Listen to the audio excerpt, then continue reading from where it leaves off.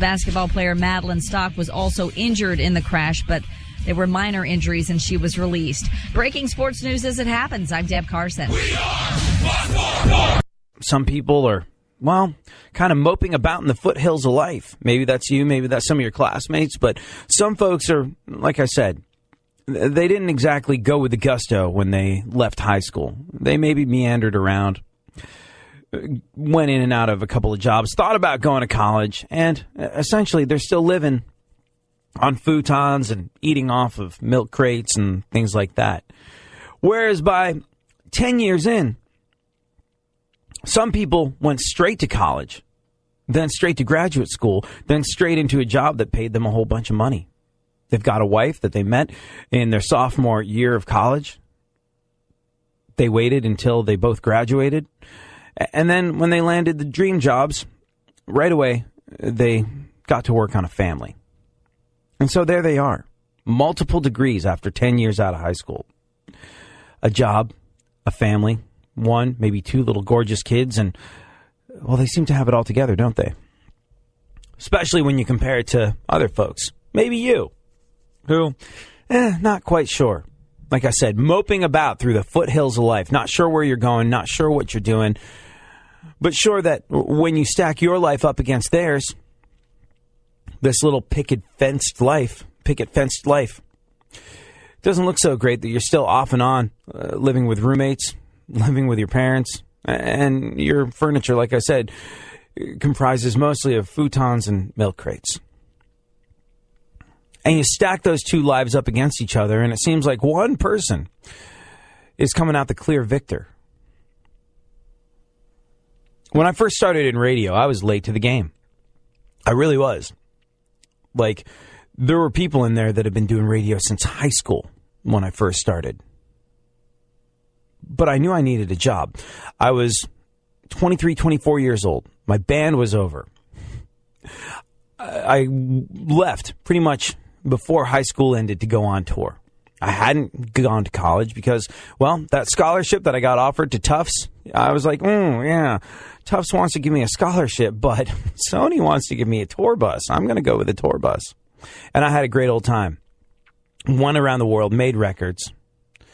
The only downside of the whole situation was at 24 years old, my resume said lead singer in a band, and I didn't even have a band anymore. I didn't know what the hell I was going to do, but I knew it was probably something media related, so I tried to get a job in radio. And the only reason I wound up in radio was because radio was the only thing that got back to me. Jobs in media and advertising and television and all the above, nothing. Zip, zing, nada. But I got 2 crappy air shifts a week. Overnight air shifts on 2 different radio stations. One on Sirius XM when Sirius XM had literally nobody listening to it. And the other one on a station in Houston called The Buzz. And I had 2 crappy air shifts a week, overnights. Started late. And there were people my age who had been doing it for the last 10 years, it seemed. They started interning in high school. And here I was, mid-20s, not really sure exactly what I'm doing with myself, making $12 an hour to work a grand total of about 10 hours a week. And trying to figure out how I was going to eke a living and a career out of that. And it didn't look good, but I had no other option, so I went for it. And I remember one of my contemporaries was this guy who just seemed like he was fast-tracked for success. He'd been at it for a long time. He had a rabid following in this town that we were on in. And I was just like, damn, I'll never catch up to that dude. And it's not like I'm catching up to anybody. It wasn't like I was pitting my career against his. You should note the sarcastic air quotes I'm putting around the word career at the moment. But it had to be said when I looked at his life and looked at mine and looked at the fact that he was able to talk on the radio and turn those words into money that he used to do very basic, simple things that I couldn't do, like eat, pay rent, stuff like that. I was like, I'm never going to get there. Where am I?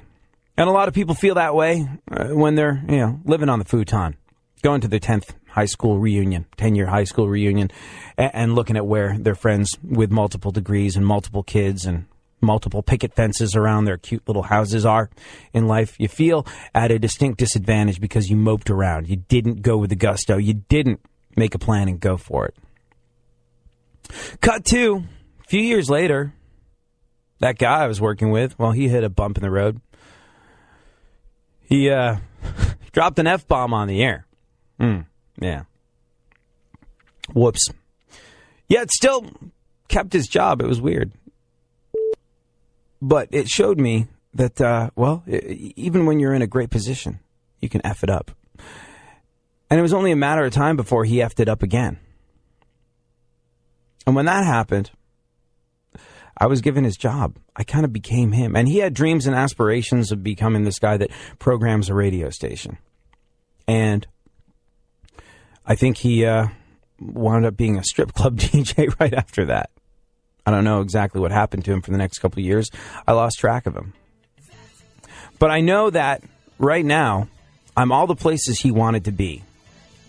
He's clawed his way back, and he's all the places he wanted to be, too. But I thought I was in such a deficit compared to this guy.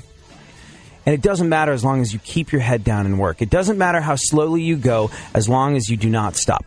Confucius. Coming again, taking it back to the place where I'm picking up the pen and before I started, it's already a killer. When you know that you're good, I gotta say that it's a thriller. Hey, I do it my way, bitch. Taking advantage of the gift, we gotta make it and pay to play. So what do you say, bitch? What do you say? Is it that what I did just blew you away? I'm ripping you up, tearing you down, checking it out. Gonna be making a kick, cause that's what I am all about. I got clout, and I don't have to shout it, but I will cause I can help that I am blessed about it. Check what I say, I only do it my way.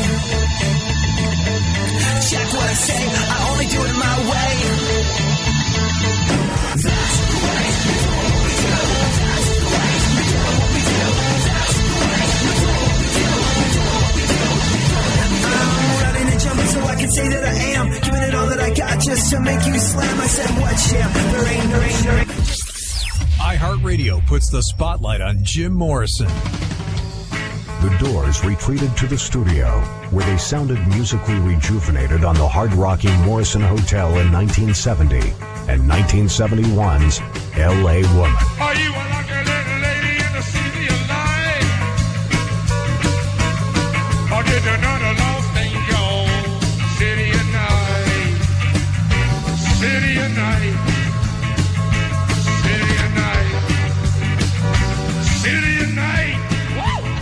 Supporting tours were marked by continued police harassment, and afterwards, a depressed Morrison left the country with his wife Pamela, eventually settling in Paris to unwind and write poetry. Until the end. Until the end. Until the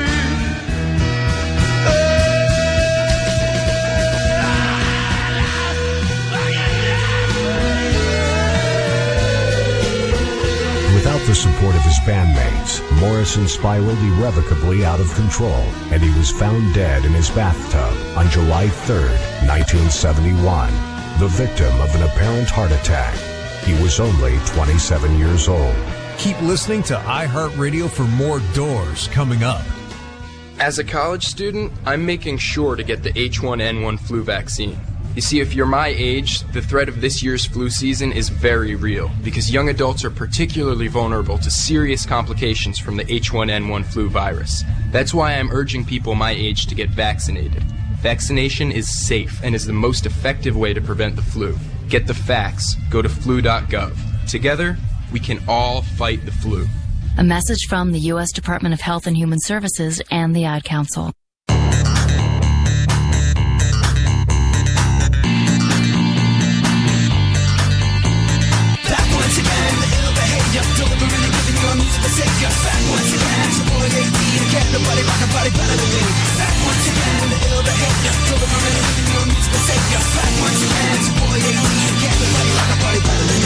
Hey, you, what's that sound? I'm coming so loud from your radio dial. ADV, get it down when you're rocking the jams. Here I am, going back once again. I'm ruling all city like a king. Yeah, so we just get straight into the news, Funkhouser. Dive in with both feet.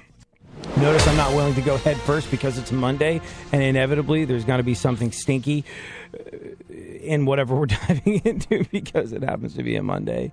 How's your Monday going thus far? Hey, it's heat wave, heat stroke, all that. It's hot. That's what I'm trying to say. Happy summer, man. Yesterday was the longest day of the year. Oh yeah, the solstice. That would explain like the weird hippie people dancing around summoning folks in goat leggings that I wasn't familiar with. Was that happening? I think that's just normal. It was where I was. Normal San Diego weekend. I went out on Sunday. I was like, I'm just going to go back in. Bunch of hippies. It's so weird. I don't know why hippies offend me so much, but they do. And it's, You're infested with them where you are, too. Well, it's just a knee-jerk reaction to it. I think it's because, what you do when you're a kid is you rebel. And I had parents who were hippies, and the way you rebel, as we've discussed on the show before, when you have hippie parents, is you move to Texas and you declare yourself a Republican, which I did. And, well, I don't know. It's just something. It just. They might have jobs. They might be productive members of society. But, like, there's this sort of, like, old-school 1950s guy with a crew cut inside me that is just, like, dirty hippies. Get a job. Become productive members of society. Quit juggling fire on beaches. Nobody cares. You're not that good at it. I will not give you my dollar. Piss off. It's sort of... Anyways, that's my response to hippies who are out in force celebrating the fact that it is a solstice man yesterday. I know we usually preach a certain amount of tolerance, love, and understanding between folks on this show, but it's Monday, so forgive me if I backslide just a hair. Speaking of tolerance and progressiveness and understanding, Marvel's taking a whole bunch of heat because an email came to light which declared, like, okay, Sony, if you're going to make Spider-Man pictures, here's the deal with Spider-Man. He cannot be gay. And a couple of other things. And now Marvel's taking all this heat for being homophobic. No! Shut up. Just zip it. Shut up. You PC morons. You idiots. The reason Spider-Man can't be gay is because Spider-Man's never been gay. We'll get into the arrogance of the Hollywood community and the politically correct community over this one in just a little bit. But when you go messing with the mythology of a character as classic as Spider-Man in order to maintain some sort of political correctness, no, that's where we're going badly wrong, and we'll discuss that in a little bit. Right now, though, Funkhouser, let's get into the events of today. Our segment, My Witness News, in no way, shape, or form fair, certainly not balanced. How are you, and what is going on in the world? I'm good. AD on the radio news time, 18 after the hour. That's for our super fan that's coming in next week. Yep. Jake Lloyd, who played the young Anakin Skywalker in the Star Wars prequels, was arrested after leading cops on a high-speed chase. Yeah. Yowza. You see the picture of him? No. Meth, or at least that's what it looked like. And he was in the dirty South too. He was a long way from Hollywood. I think he was in the Carolinas. I think, I'm not sure, but yeah, first pod race in history to end with a field sobriety test. You don't get that joke, Funkhouser, because you've never seen Star Wars. But trust me, it was hilarious, just hilarious. I believe he tried to talk his way out of it, but you got to bear in mind, dialogue mentor was George Lucas, so it didn't go so well. Again, you haven't seen. Yep. Just go ahead and Karate Kid me on that. What is that over my head there? Yeah.